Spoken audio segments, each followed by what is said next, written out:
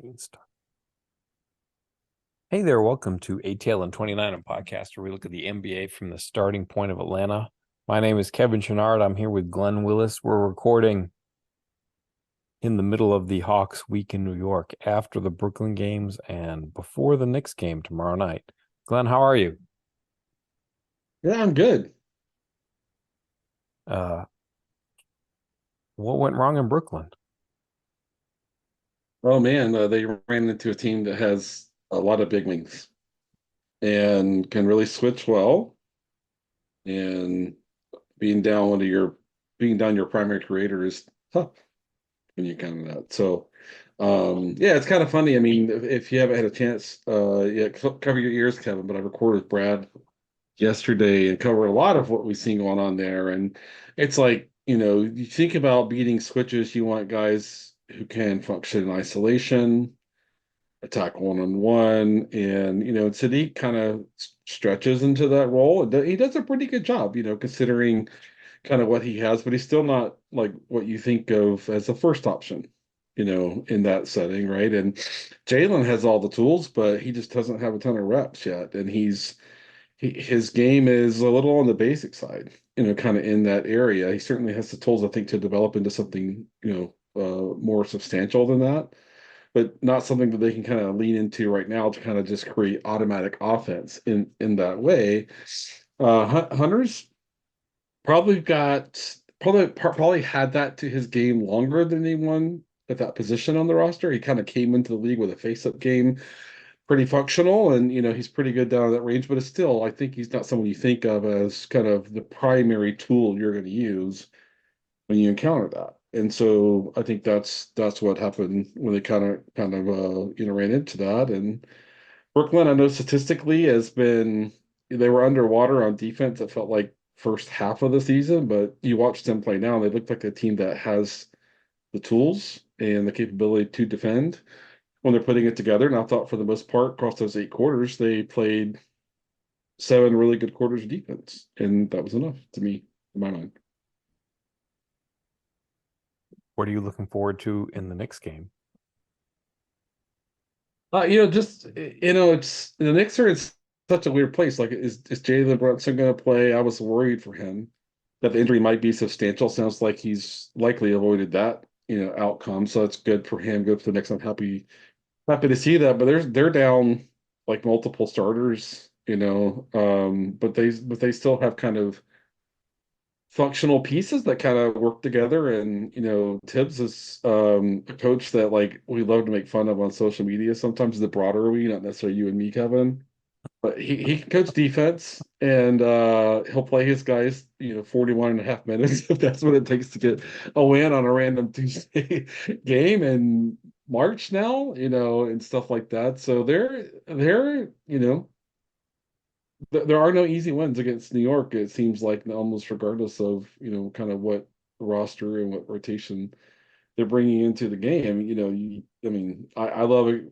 All of us probably like love a guy like Josh Hart. Like, Hartenstein as a backup center is really what you dream of. The energy, the length, the size. Is he works really hard, plays really hard, and you just kind of go on and on, kind of with that roster that they just have guys that they work hard and they play hard and they play smart and they focus on the fundamentals. And if you don't match that, it's uphill the whole way. So anxious to see, or I should say anxious, but interested to see how they respond coming out of these 2 losses to Brooklyn and see if they have some fight in them, because that's what it'll take to be competitive, to me, regardless of who New York ends up throwing out on the floor tomorrow night.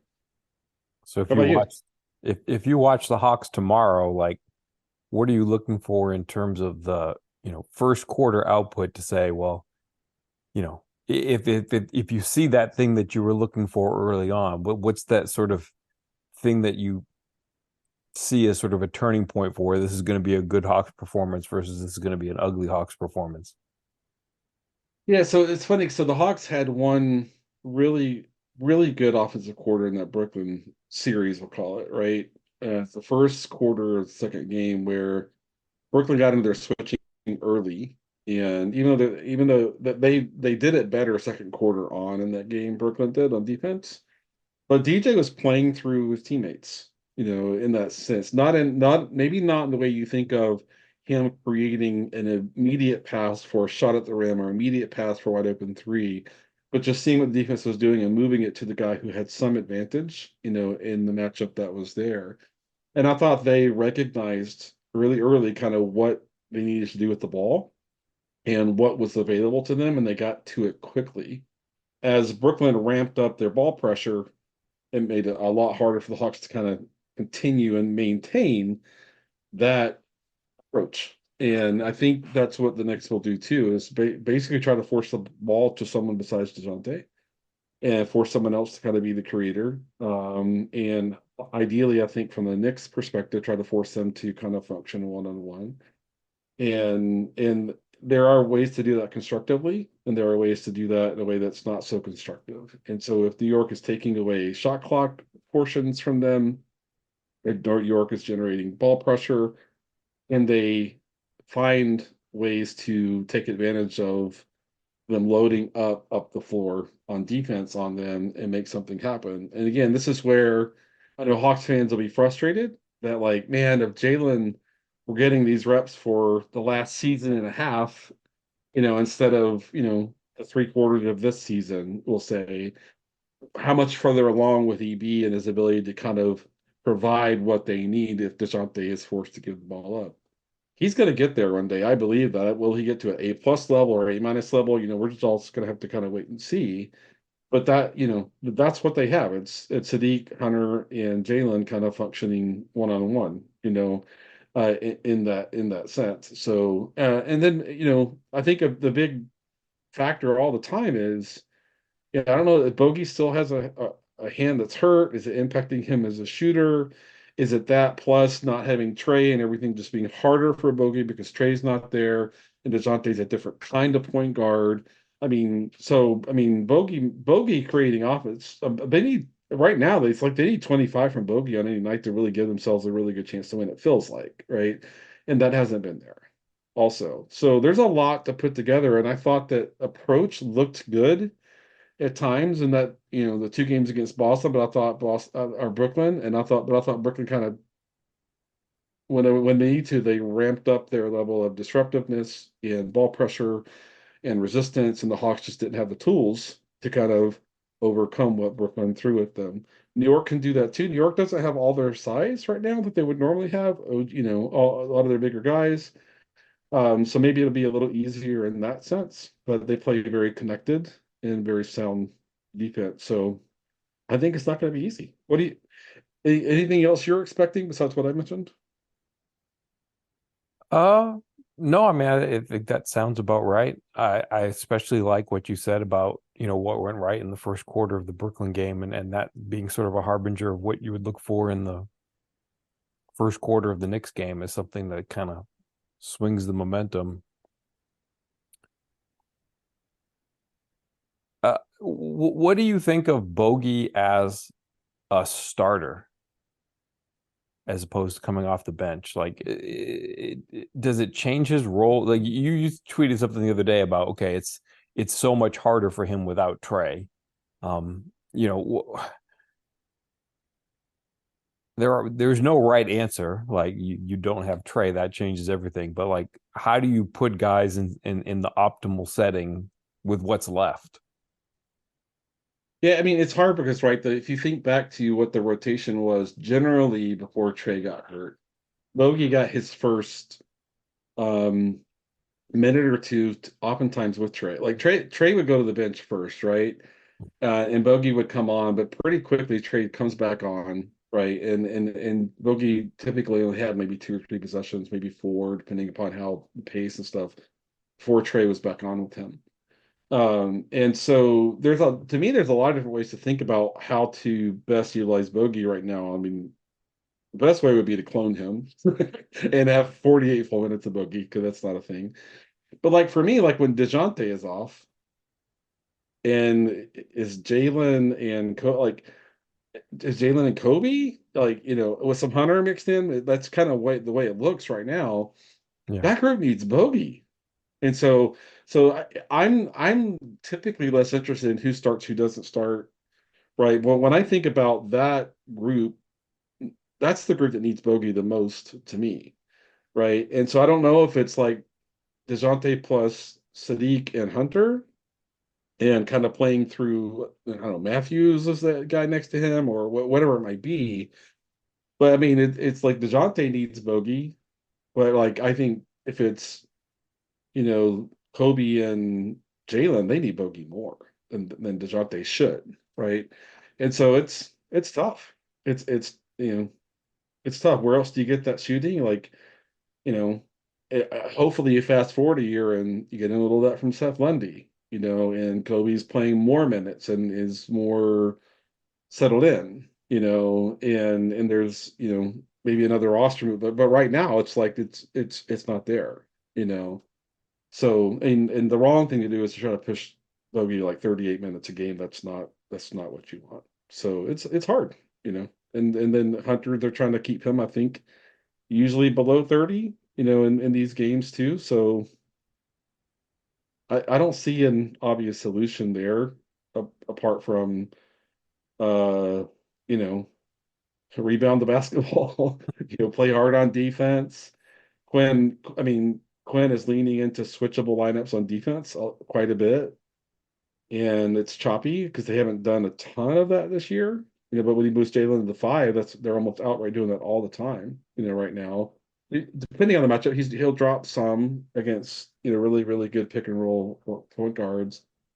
Um, but I mean, you just got to be solid for 48 minutes to kind of give yourself a chance, and then hopefully in the second half, what NBA coaches do who are playing a little shorthanded, I think they try to find the group that's kind of working and clicking, and then ride that as much as you can. But Quinn has been at the place of needing to swing to smaller lineups because they're playing from behind, and that's really that's an obvious kind of last alternative that every NBA coach kind of looks for in that situation. So it's tough. It's like I watched the second half of Memphis and Brooklyn tonight, and it's like really like the Hawks just lost the game. Like, Brooklyn looked kind of rough there. I mean, well, that's like Brooklyn's in the same part of the standings as the Hawks, so they're an up and down, inconsistent team, kind of in that way. So it's I think none of these next few games are going to be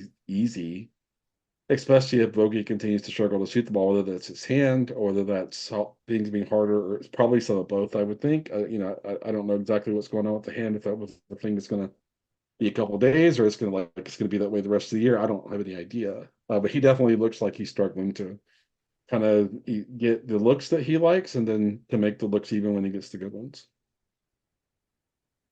Yeah, the thing that I really didn't like about the two games in Brooklyn is it just felt like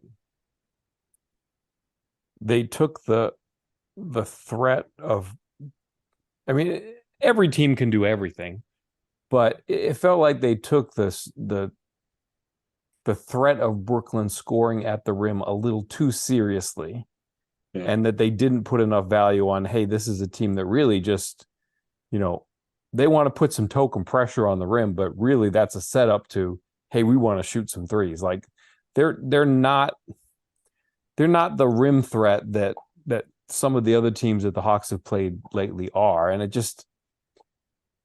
it seemed like there was a little bit, Quinn's always preaching about, being gapped, and of course that's correct, but the gaps need to depend on who it is you're playing against. And it felt like they were too far into those gaps, taking the drives a little too seriously and not, focusing enough on the 3-point stuff. And there was just too much dumb stuff like helping off the strong side corner, where it was just, if you help off the strong side corner, why don't you do that? Well, because nobody can help you. And they were giving up a quality of 3-point shot that was way too good, given, I thought, what Brooklyn's strengths were. Like Brooklyn shot almost 50% in those two games. You say, wow, it's great shooting. Well, yeah, it kind of was, but it was also just the fact that, I thought that they were giving up too decent a quality of a 3-point shot, given what Brooklyn was was doing. Yeah, and it's funny because like you, as a Hawks fan, if you don't track Brooklyn across the whole season, like which is totally fine, right? I mean, you fans can watch the game however they want, whatever, right? But I mean, Bridges can get to the rim, and he can use his length, and he can get to a mid-range shot. You got to worry about him really kind of all over the floor, right? Right. But to me, he's the only one. Like, and I mean, I Exactly. don't worry about Dennis a ton. I mean, Dennis has the speed you have to kind of worry about, which he can collapse your defense if you're not, kind of containing him some. But he's But also somebody who's not a pull-up shooter, so you can get, you could try to cheat for a head start on him right. so that again you It- can deal with him with one person instead of it- as yeah, much help. he'll reluctantly do it, and if he gets to the elbow, he'll make that shot Right. with some consistency. That's the Right. only spot it feels like, right? But if you watch like Dorian Finney-Smith is not going to beat your closeout.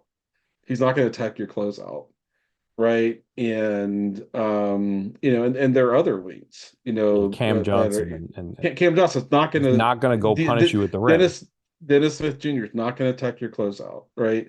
Those guys are below average, kind of with that skill set, and and Bridges is a different category, Right. on Separate from that him. for sure. But I that's why like letting Cam get six whatever number it was like very comfortable threes in this whole and a half. It that's a formula that's going to fail. You're letting him do the thing he is best at and most confident at, in the half court. And even Finney Smith is like it's more like he's in the corner. That's not. I mean that's their fourth option when he's on the floor. But see, you leave him wide open, and he's going to make enough of those to kind of hurt you. But I agree with you. I think that's very well said that it's kind of funny when I think back to the Warriors kind of, peak, and I felt like the national media, casual fans, all was like 3-point shots, a 3-point shot, and Clay, like, but what Kerr always wanted was to break you with a 3-point shot, get four defenders constant on the perimeter, and then once he's broken you, it's shot at the rim after shot at the rim after shot at the rim. They killed you with shots at the rim after they stressed you out with their 3-point shooting, and their real goal was shots at the rim, right? And with Brooklyn, it's like upside down, right? It's like they really can't get to the rim, just like you said. So if you give those guys kind of comfortable shots from the 3-point line, that's that's what they're looking for. And the Hawks were not nearly good enough defending the 3-point line in either of those games. I agree. All right. It's time for what everybody came for. Yes, You know where we're sir. going with this. This is the emergency Dylan Windler pod. What do you Dylan make of Windler. the Hawks' most recent signing? Yeah, I mean, so everybody is kind of funny because like people were like, "Are they going to do? Are they going to use that spot? Are they going to use that spot?" Today was the deadline. I don't know if everybody knows that today was the deadline, but and then and people were DMing me, and I had some different messages. I had a super busy work today, so it was just a few things here and there. Was like, are they going to use it on the center? Because who knows when a Congo is going to be back, right? And I thought the most interesting thing for me today, if they did use it and they didn't end up using it, is if they got a center, that would have signaled to me maybe Jalen's not going to play as much center the rest of the way, right? If they got a guy who can play the forward spots, if that's what he can do, right? Then to me, I think it signals like, oh no, we're gonna get Jalen Savern at center the rest of the way. And so for those who are rooting for Jalen playing more at center, playing smaller, playing faster, I think, yeah, I know he's on a 2-way contract, but I think they needed depth at one of those two positions for sure, right?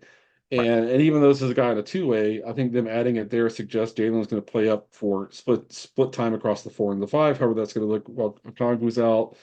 But in terms of kind of what he is, it's kind of funny because I went back today to see who wrote his draft profile for Peachtree Hoops, and it actually turns out it was my identical twin brother, who hasn't done work for Peachtree Hoops Oh, for a while. okay. So go Google that, and kind of look that up. And it's kind of funny too because I've shared before that Garrison Matthews was at Lipscomb when my daughter was there, right? So I had a chance to see it. But like Belmont's right down the road. It's basically like a rivalry school in a sense. And so I had a chance to see him, kind of that was a little ahead of It was about the same time. Yeah, my daughter's maybe last year or two kind of down there.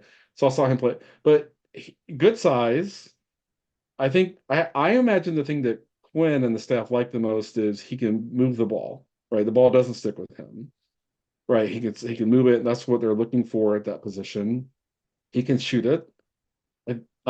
He's has some, I think, some athleticism that might surprise you, but it's more straight line and some verticality to his athleticism as well that will surprise you sometimes. But defensively, he has to rely on technique. He doesn't move laterally, the way that you'd want a primary defender to kind of be. And that's probably the reason he hasn't gotten a bigger opportunity at this point. He's 27 years old, right?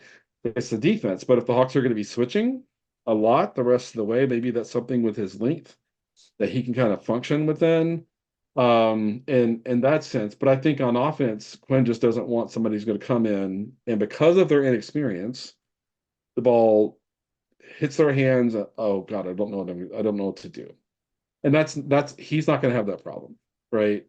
And so I think that's what they like. The other aspect is that he's been at other levels an excellent rebounder, right? And oh my God, do the Hawks need more rebounding at the forward position at times? I mean, there are times Garrison's basically playing at the three and Bogey's at the two. And I mean, God love him, like Garrison will like get on the floor and he'll put in the effort, but he's what 6'4", right? Something he's about Might six be four, right? generous.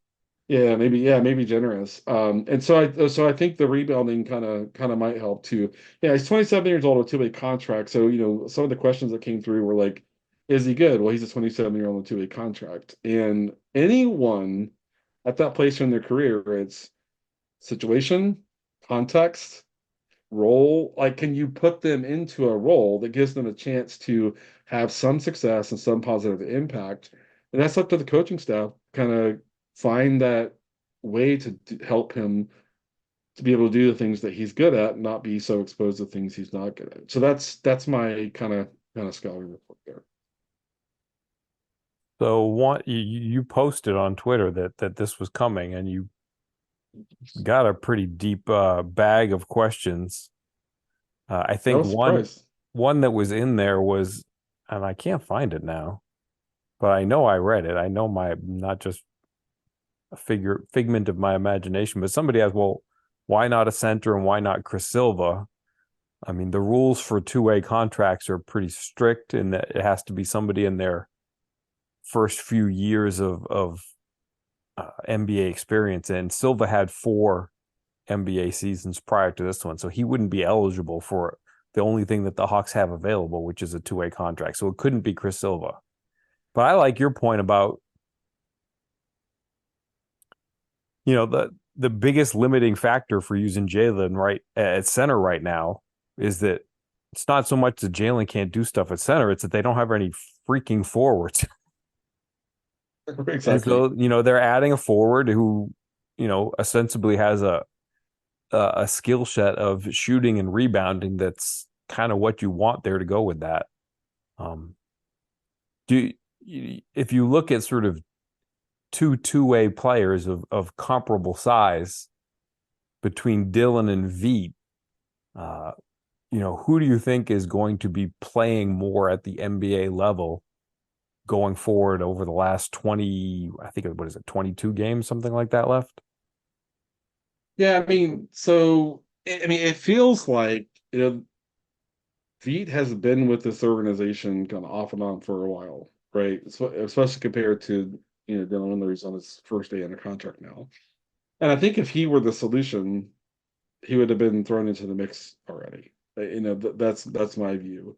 When they brought him back, I love what you had to say about him being close with AJ and AJ maybe needing that, and AJ's been showing some encouraging stuff, with College Park, and especially offensively. But defensively, he's kind of catching up with the rest of the group, I think, a little bit too each game.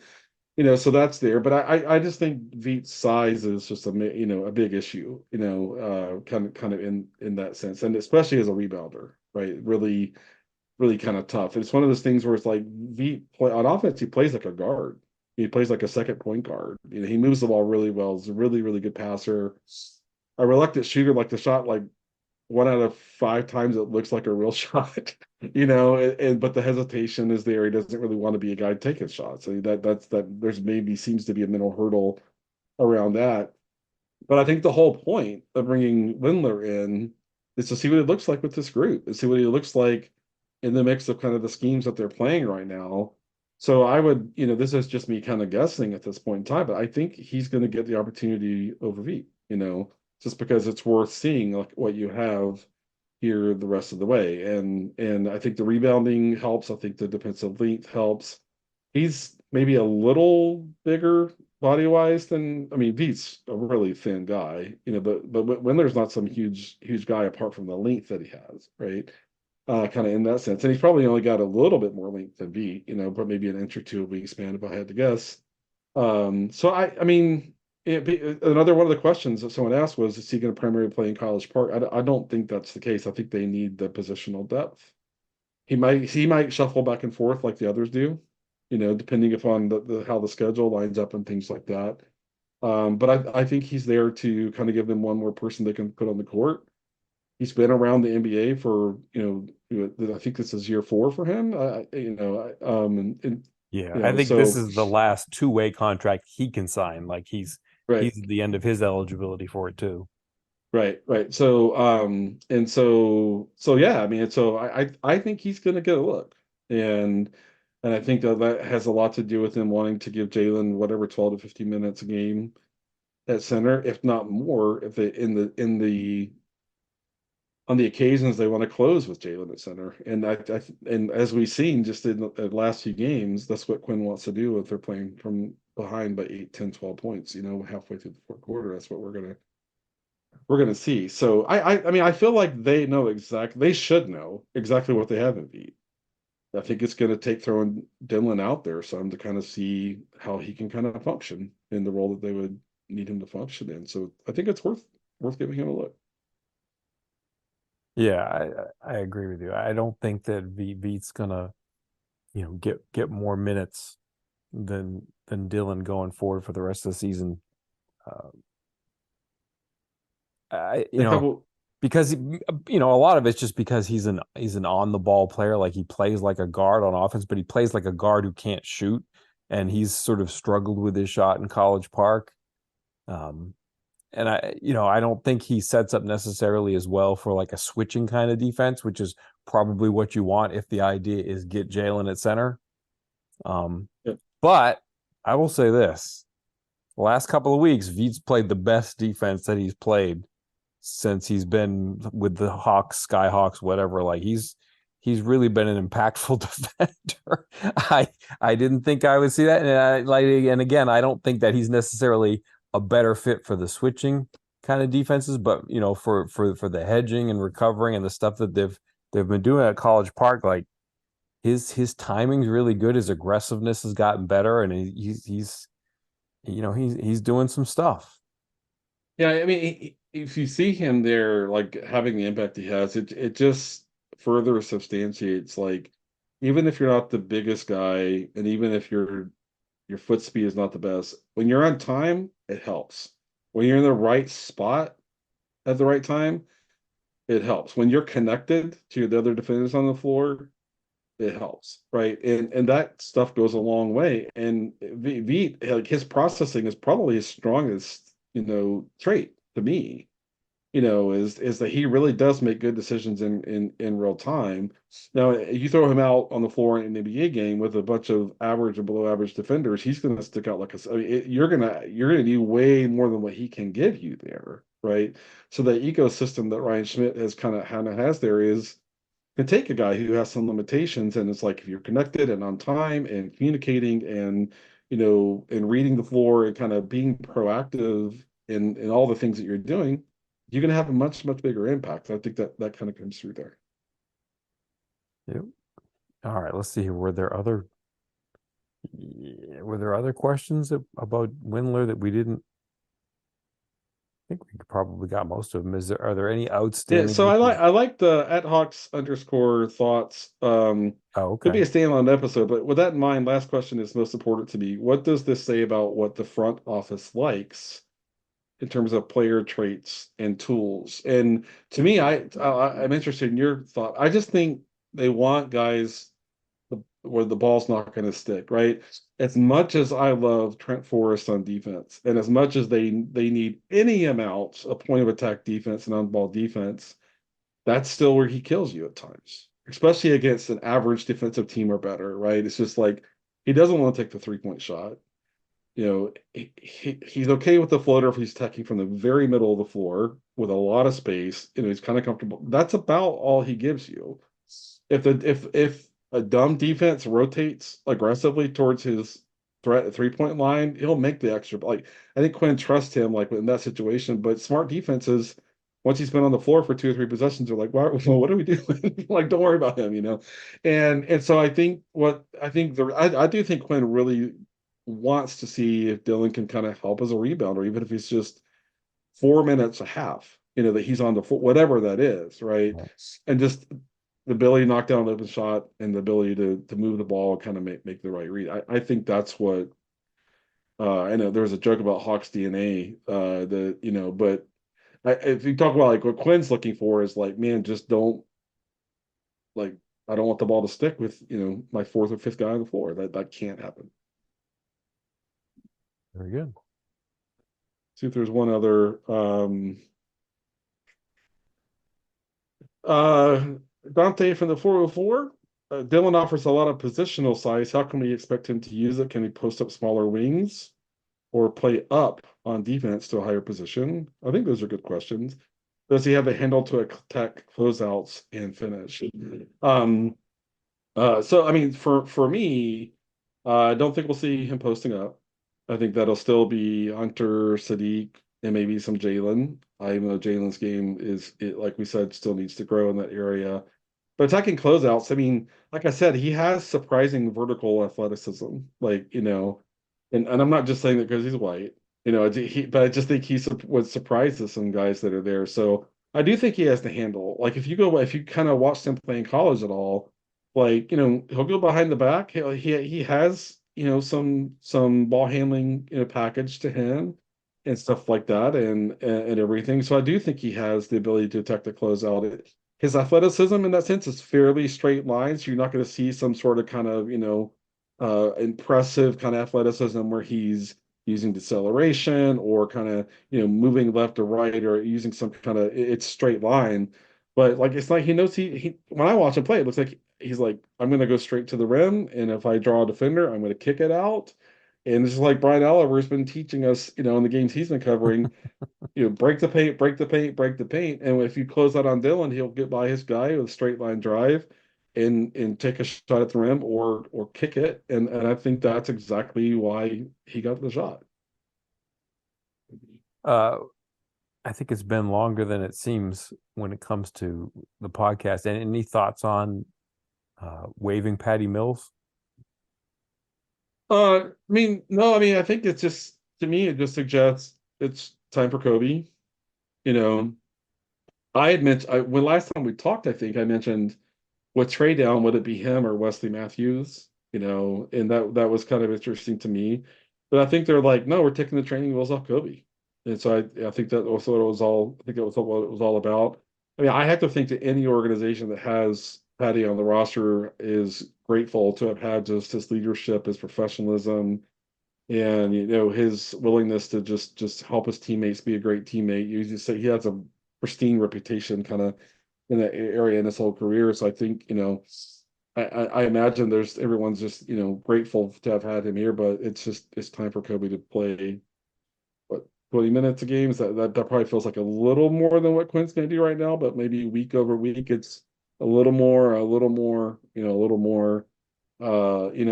we talked, when I talked with Brad, I mentioned like, he got the DSJ ball pressure. To me, Dennis Smith Jr. is one of the better, like, I don't know, top 10, 12 guys in the league. And he's like, this is what I'm here to do is generate ball pressure. Like anything else I do is supplemental, and Kobe struggled with it, decently, but that's what Kobe has to encounter and experience and stuff. So I'm glad Quinn didn't pull back. and be like, no, no, no. Because no, it's like, nope, I'm going to keep throwing you out there. And that's, for just up to me, that's what I want to see Quinn prioritize is giving Jalen a bigger role, even as choppy as that's going to be for a while. And letting Kobe, like, even when it's not going well, you're staying out there. So that's for me, it's just, clearing the way for Kobe. Yeah, I agree. I mean, when you talk to some of the Hawks younger players like Kobe and Jalen, you get kind of they always slip into some references, to Wes, and so you kind of feel the impact of I think him really being somebody that the young guys lean on for experience and just positionally. And I sort of expected that Wes to stay and Patty to be the one who was going to get cut if you know they wanted to keep Trent, which it seems like they did. And again, keeping Trent is sort of another reason why you go position by position. He kind of takes some of that void for Patty too. So Yeah. Yeah, kind of and it's makes funny sense. because that group that kind of got them back into the game, the second, oh, I can't remember if the first or second Brooklyn game. I think it was the second Brooklyn game. Like, I guess West played in the first Brooklyn game, but like he kind of stabilized things a little bit, when he was on the floor. And I think Quinn values a chance to be like, okay, I'm not getting on Ethan Garrison, or I just need a little bit more, toughness or whatever it is, or just experience, and he can throw Wes out there for like 2 or 3 minutes and maybe just kind of stabilize some, the defensive rotations, or, kind of whatever it is, just get that professionalism in Wes. So, looking back, I was curious positionally, like I said, with trade down, would they air on Patty? But they're always valuable to hear from you, and you're talking to those guys more than anybody, really, on a consistent basis. You're hearing from those players, and so it is interesting to hear those guys, referencing that. I know, like, the last couple minutes here, like, anything you want to report on kind of what you're seeing in AJ in College Park, and do you think he's going to get some minutes with the big league club before this is over? I haven't gotten a good read on it yet. I guess if you're going to give me a chance to report on what I've seen and what I've seen in College Park, I thought it was interesting that I don't know what you got to see of Mo Gay's, Hmm. 16 minutes that he's played since, the first time he got hurt. And it was certainly an interesting 16 minutes. But Yeah. I did get to speak to Mo and he talked about adding weight and I kind of shared that online. But one of the things that I think I didn't share to this point is that he was riding the bike a lot in between his stints. Like if he got on the court, and was possibly coming back for another stint that half, he was on the bike the whole time. And was that something that where he just felt like he needed to get loose, or was that part of the plan? He said that was part of the plan. But since then, he's missed 2 games. The first one was officially listed as not with team. The second one was listed as injury management. So it'll be interesting to see. They have a game tomorrow night, whether he plays or not. But back injuries are rough, so we will see. Yeah. And then AJ, I mean, he's playing. He looks like he's gradually getting confidence, but it's still baby yeah, steps. I think he's just in the right spot for right now, to be honest. yeah, yeah. I mean, and it's really irrefutable, like, good stuff coming out of there. So yeah, thanks for those updates. All right. Well, I guess we can wrap it up and say goodnight, Bob. Yeah. Good night, Bob.